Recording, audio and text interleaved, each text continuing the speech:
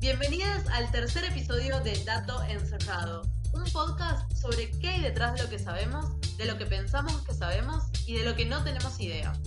Soy Belén y cada vez que como chicle pienso que me estoy ulcerando el estómago. Mi nombre es Rocío y sigo intentando convencer a mi sistema digestivo de que tomar mate toda la mañana es una buena idea, pero no está de acuerdo. Yo soy Melina y una vez tomé agua de un charco en el sur y todavía sigo viva. Así que creo que tengo un buen sistema digestivo. No entendemos cómo. En mi defensa no me di cuenta de lo que estaba haciendo. Y nunca voy a admitir que fue... Sabías que era una irresponsabilidad. Sabías que estaba mal. Sabía. No me pareció tan grave en el momento. Como que yo juraría, el agua estaba corriendo. Aparte, Esa agua corría, estaba mal tomarla, sí, pero esa agua estaba corriendo. Corría lo mismo que puedo correr yo adentro de mi departamento de 30 metros cuadrados. Era de manantial. ¿Vamos a la historia de hoy o seguimos hablando de Meli en vacaciones? No, podemos ir a la historia de hoy. Perfecto. Hoy la historia es bastante sencilla en términos de que solo hay dos personas involucradas, lo cual es sorprendente en todas estas historias llenas de ciencia y aventura, y ocurre en una época bastante parecida a cuando Rocío contaba que se robaban cadáveres y les pasaban electricidad, allá por las primeras décadas de 1800. Pero en este caso vamos a estar en Estados Unidos, cerca de la frontera con Canadá. Uno de nuestros personajes se llama William Beaumont, de aquí en adelante Beaumont o el señor Beaumont, y era un muchacho que venía de una familia que eran granjeros. Y les iba bastante bien, y el padre supuso que, por supuesto, William, su hijo, iba a continuar con el negocio. Entonces, ¿qué hizo? Le compró una granja y William le dijo, no, viejo, ni en pedo. Agarró un caballo, sidra y $100 y se las tomó. Yo quiero saber si era Navidad o si solo tomaba sidra porque le pintaba. No, me parece que dijo, le pareció romántico y se fue con eso. Qué lindo. Bueno, Qué En mi linda mente no me historia. importa que me digas que no era así, en mi mente tiene una canasta de mimbre con una tela cuadrilla roja y blanca donde lleva su sidra. excelente. Pero nuestro joven no quería tomarse un año para ir a juntar kiwis en Australia, sino que lo que hizo fue tuvo como una especie de convenio con un señor que era médico y el trato era que se iba a quedar como aprendiz. Y a cambio lo que hacía William era tomar notas muy detalladas sobre qué les iba pasando a los pacientes que se iban a tratar con el médico. Entonces, por mucho tiempo se ejercitó en algo increíble que era observar meticulosamente y anotar todo lo que observaba. Es mi sueño poder vivir de tomar apuntes. Quiero ser William en este momento. Qué garrón lo que acabas de Sí, me decir. quiero, tipo. La cuestión es que las cosas eran bastante más fáciles en esa época y en algún momento la gente o algún comité o algo por el estilo decidió que William ya estaba preparado para ser médico. Así como así. Fabuloso. Hablemos de cosas que sí quiero hacer. Entonces, en un momento William se anota en la armada y bueno, como que empieza a adquirir experiencia como médico en campos difíciles, en campos de batalla y demás. En ese momento Estados Unidos estaba habían sido unas décadas después de la declaración de la independencia y estaban bastantes bardos con Inglaterra por unos acuerdos comerciales, cuestión que la zona esa de la frontera con Canadá estaba bastante agitada. Y ahora aparece nuestro segundo personaje, que se llama Alexis San Martín, en realidad era Saint Martin o algo por el estilo, pero le vamos a llamar San Martín de aquí adelante, que era un canadiense que era viajante y qué sé yo, y lo toman como empleado en la Compañía Americana de Pieles. ¿A dónde? En la frontera de Canadá. ¿Qué le pasa al señor Alexis? Resulta que estaban ahí en la compañía e insólitamente, y esto posta fue un accidente, recibe un disparo de una escopeta a muy poca distancia. Hay algunos archivos que dicen que fue a menos de 1 metro. Imagínense un disparo a menos de 1 metro, Alexis estaba ahí casi tocando el arpa. Casi que no la cuenta, Casi que no la básicamente. cuenta. No sabemos qué tanto contó, pero bueno, vamos ahí. ¿Y quién era el único médico en donde estaba Alexis? El ladri. El ladro. Exactamente. Y lo llaman a que venga a socorrerlo. Y lo primero que dice el chabón, y él lo anota luego en sus apuntes porque fue un vicio que le quedó para toda la eternidad, es que tenía un agujero, Alexis, del cual le salió una protuberancia que era el pulmón, o sea, el chabón estaba con un grano gigante que en realidad era el pulmón, y luego ve una Necesito segunda... una pausa para decir qué repetidas veces. Tipo, ¿qué? Sí, el pulmón afuera. De hecho, dice que era del tamaño de un huevo de alguna especie que no estoy segura cuál es.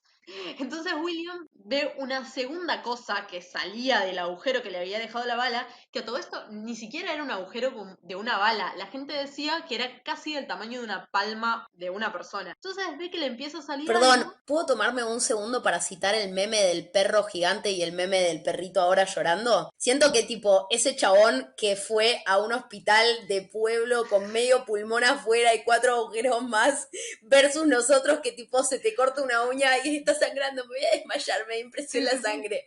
Sí, Uña fue encarnada. increíble. Y capaz que ni siquiera lo atendió un médico de verdad, lo atendió un chabón que tomaba apuntes, ¿me entendés? No, Pero sabía un increíble. montón, ojo, sabía un montón. Entonces llega a la conclusión, William, de que esa segunda cosa que le estaba saliendo era el estómago. Y el chabón no podía creer, o sea, tenía un estómago saliendo de un cuerpo y el chabón no se moría. Obviamente lo primero que pensó fue, no importa qué pueda hacer, este chabón se va a morir. Pero bueno, nada, por las dudas, le pongo onda y trato de salvarlo.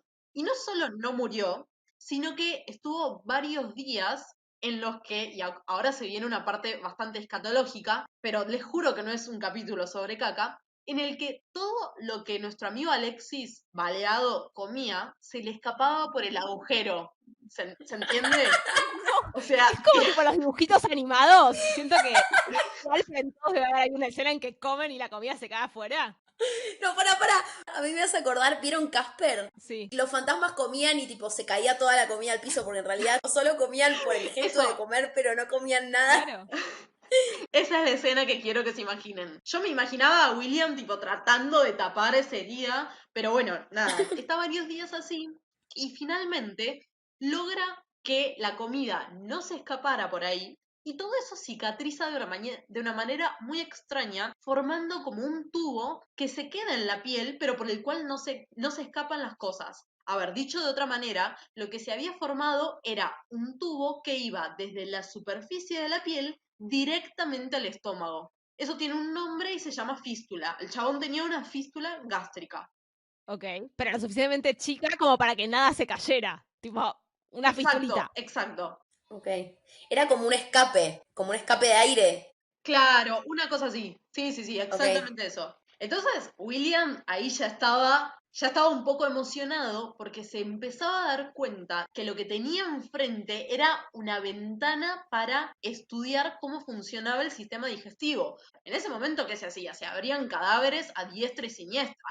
Entonces, se sabía muy bien cuál era la apariencia del sistema digestivo, se conocía el esófago, el estómago, los intestinos y demás, Claro, pero tipo la anatomía. exacto, pero nunca nadie lo había visto funcionar.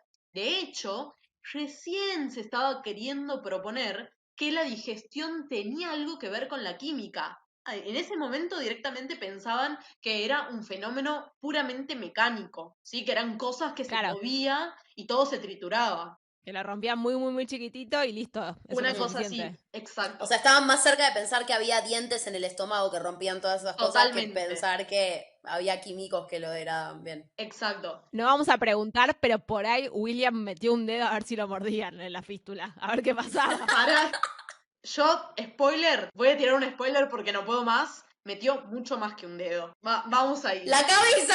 ¡Lo hizo! What ¡Lo she hizo! said. ¡Metió la cabeza! ¡Lo hizo! ¡Está bien! ¡Está bien! ¡Está bien! En este podcast promovemos la curiosidad. ¿Cómo no va a meter la cabeza? O sea, no sé si va a ser el logo final, pero el primer logo es tipo...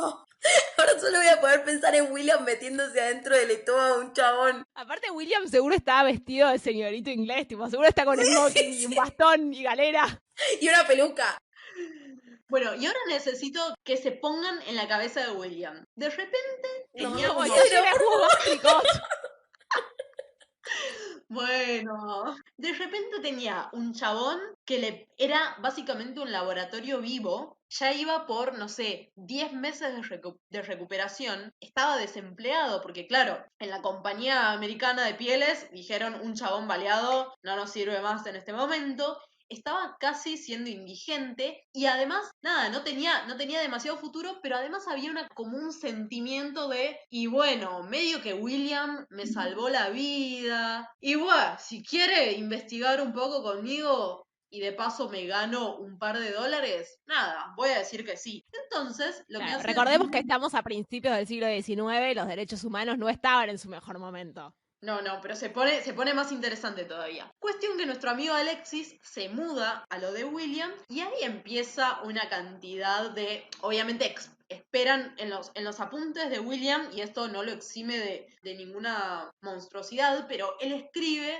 que las cosas que él tenía ganas de investigar o de preguntarse no iban a resultar dolorosas para Alexis y que no iba a pasar nada que lo hiciera sufrir. Pero bueno, nuestro amigo William, que recordemos había sido súper entrenado en tomar apuntes, empieza más o menos 8 años en los que hace, presten atención a este número, 238 experimentos. Por suerte, las notas de William sobre los experimentos que hacía con Alexis están bastante conservadas y solo les voy a leer un fragmento como para que se den una idea de la rigurosidad y el detalle con el que hacía sus anotaciones, que era algo que, recordemos, había aprendido muy bien cuando se estaba entrenando para ser médico. Entonces, William escribe: 7 de agosto.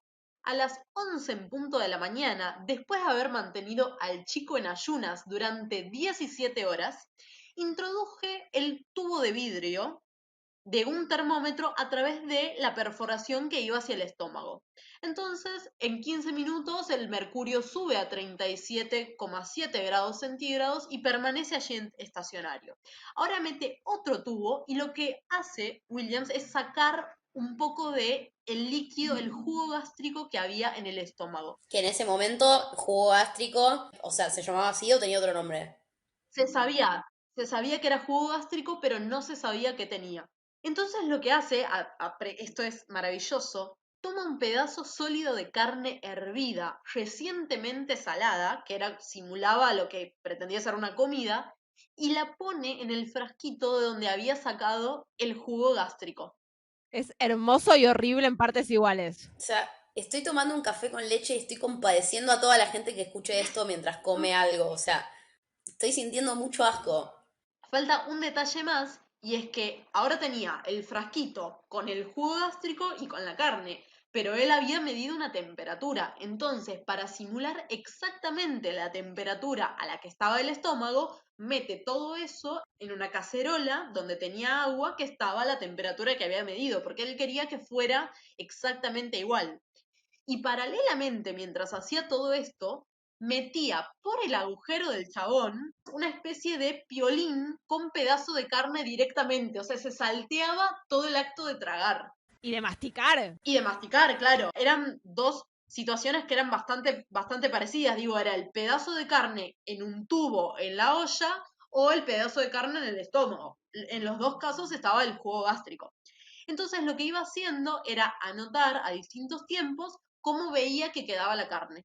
Y se daba cuenta de que era exactamente esos jugos gástricos o algo que había en esos jugos gástricos lo que degradaba a la comida. Y obviamente, así como probó con carne hervida recientemente salada, probó con panceta, con matambre, con todo lo que se puedan imaginar. Y bueno, nada, lo que William da por primera vez en la historia es una descripción súper precisa y completa del jugo gástrico y de que en realidad era eso lo que importaba para la digestión. Se da cuenta de que el estómago se movía y que esos movimientos del estómago favorecían todo el proceso.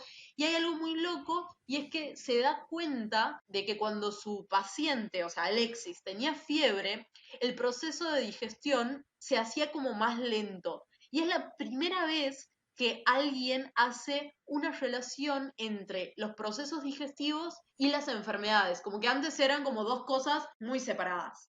Ustedes piensan que todo esto que les estoy contando lo hace como en 8 años y después, y en el medio de todo eso, ¿Alexis nunca se revela en esta historia? sí, Alexis se revela un par de veces, pero ¿qué pasa? Alexis era pobre. Entonces, en un momento, creo que en la primera revelada, ¿Qué le dice William? Venite a casa con toda tu familia. Alexis ya tenía en un momento 2 hijos con una esposa que estaba en Canadá y la verdad es que no tenía mucha guita.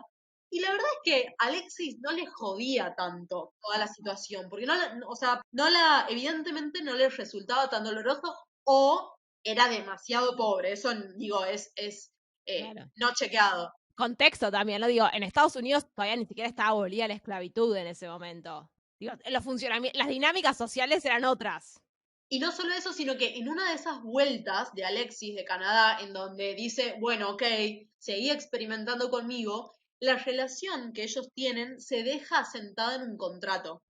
Entonces hay como un sueldo, que era la nada misma, ¿no? Pero William se comprometía a hospedar a él, a sus hijos, a su esposa, a pagarle cierto dinero, y todo eso en un contrato, y a cambio casi que William era su sirviente, porque además de cuando no estaba siendo sujeto de sus experimentos, tenía que ayudar en cosas de la casa. Esta relación que por momentos se tornaba medio paternalista, porque William era como el protector de Alexis, porque le había salvado la vida y de repente le daba una casa y algo de dinero. Por otro lado, medio de esclavitud, por otro lado, medio de chantaje. Un poco siento que Cris Morena estaría muerta de ganas de hacer una novela de todo esto, ¿no? Ay, estaba pensando lo mismo, boluda. Mal, o sea, toda esta historia es muy digna de muchas películas y series y cosas muy macabras. Al chabón, a ver, la concepción actual del chabón fue brillante en el sentido de que vio algo que nadie más, o sea, lo que creo que la comunidad científica rescató fue esa cuestión de verla, tipo, el chabón vio algo y bueno, nada, están muy discutido si en realidad es herida, o sea, si William hizo realmente todo lo que podía para tapar eso y no pudo, como él describe, o si el chabón apenas vio que tenía un chabón con el estómago agujereado y que lo podía mantener vivo, ya sabía que podía sacar algo de ahí. ¿Cómo saberlo, no? Sí, y también reconozcámosle que hizo los experimentos súper prolijos. O sea, a nivel diseño experimental, chapó William. Los apuntes de William, mamita querida. Sí, quiero saber dónde están guardados. En algún museo están, ¿no? Hablando de museos, lo que está en el museo, en un museo en Washington, es el estómago de Alexis. Porque, ¿qué pasó? ¡Qué morbosos de mierda! De repente, este podcast se convirtió en un podcast sobre morbos.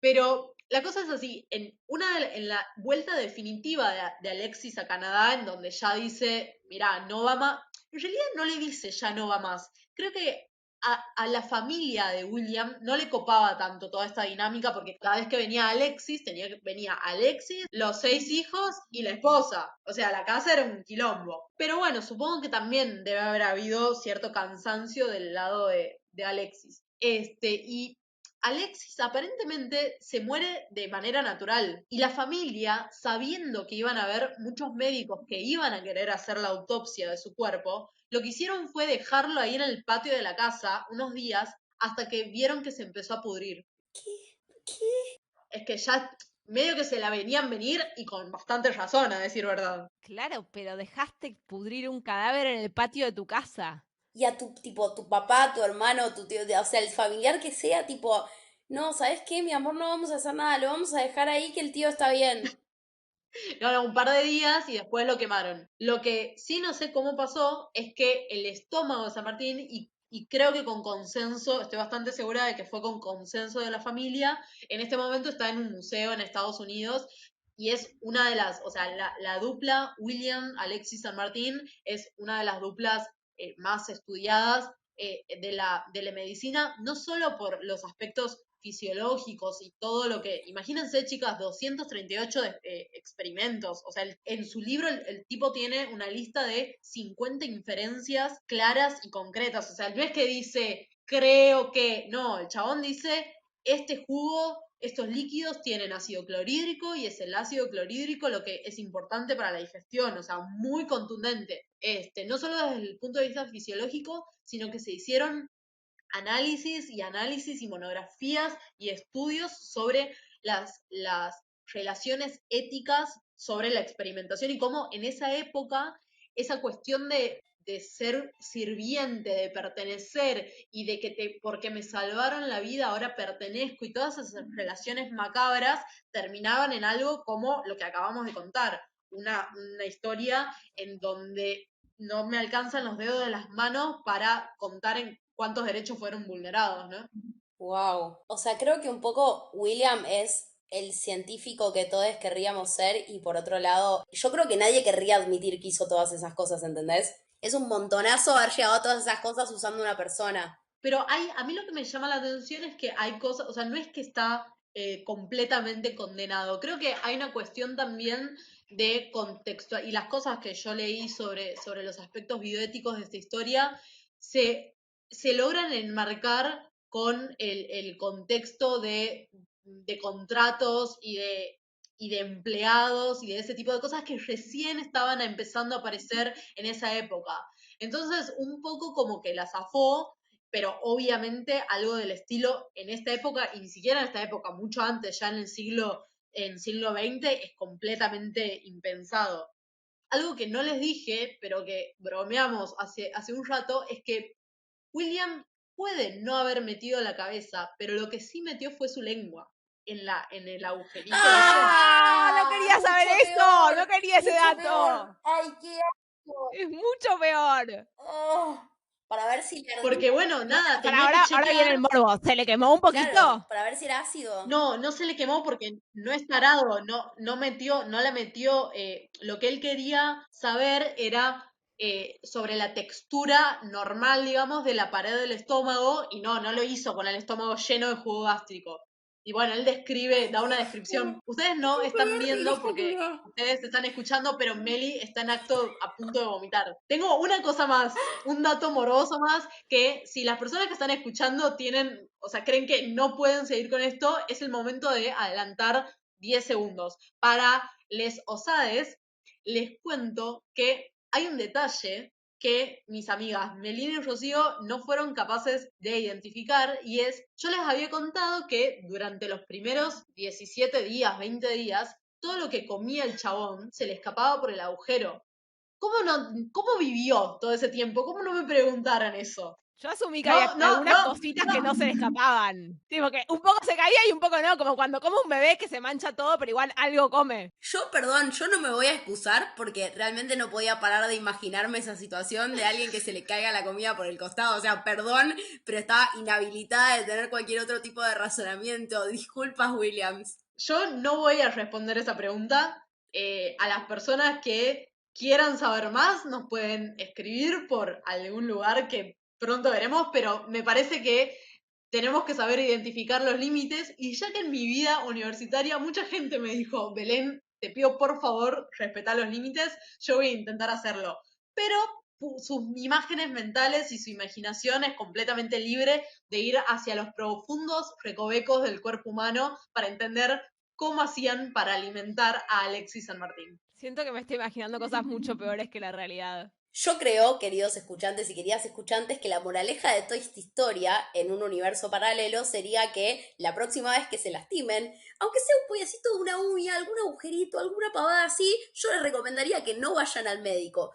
Pero, por suerte, después de muchos años de muchas de estas historias, historias aún peores, existen ahora muchos comités de ética que prohíben terminantemente hacer este tipo de cosas. Y nosotras, las integrantes de este podcast, como muchas otras personas cercanas a nosotras, se atienden en hospitales cuando tienen algún tipo de malestar, algún dolor, y buscan ayuda profesional para solucionar todos estos problemas. Así que creo que están a salvo de ir al médico y les puedo asegurar que estas cosas no van a pasar o no deberían pasarles. Sí, de hecho, hoy es impensado que alguien esté estudiando algún aspecto tuyo, sea físico, sea conductual, sea psicológico, y vos no lo sepas. Y hay numerosos comités de ética que se encargan de regular no solo los estudios clínicos con humanos, sino que también la experimentación con animales no humanos está recontra regulada. Uno no puede hacer lo que se le canta en el laboratorio bajo ningún aspecto. Y de hecho, en este momento estamos en la zona del AMBA volviendo a cuarentena estricta, y durante todo este tiempo circularon un montón de encuestas de grupos de investigación que se preguntan, por ejemplo, si nuestros hábitos de sueño se modificaron durante la cuarentena, ¿cómo hacemos para recordar los días o los eventos que ocurren durante la cuarentena? Así que los animamos y las animamos a que respondan esas encuestas, que van a ver que directamente al principio les van a decir, che, mirá que esto lo estamos usando como parte de una investigación. Si ustedes ven ese cartel y logran identificarlo, perfecto, está todo bajo control. Y el agujerito ese que les sale después en la cabeza cuando terminan el experimento no pasa nada. O sea, no pasa nada. Tranca, es normal. No todo es bien. nada. Sí, sí, sí, no es nada. Bueno, al final este no era un capítulo sobre caca, Belén. Estoy muy orgullosa de vos. Fue un capítulo hermoso sobre experimentos que no involucraron caca, pero sí involucraron gente metiendo la lengua dentro de estómagos de otra gente. Habría que charlar sobre qué es más grave, ¿no es cierto? Por lo pronto, queridos escuchantes y escuchantas, les agradecemos mucho por haber llegado hasta acá. Esperamos que no hayan vomitado en ningún momento y los esperamos y las esperamos en el próximo episodio de Dato Encerrado. Hasta la próxima.